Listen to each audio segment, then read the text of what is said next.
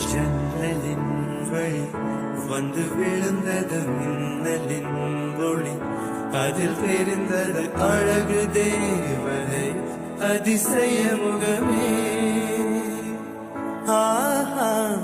தீபொலி எழ இருவிழிகளும் தீக்குச்சியேன என்னை உரசிட கோடி பூக்களாய் மலர்ந்தது மனமே.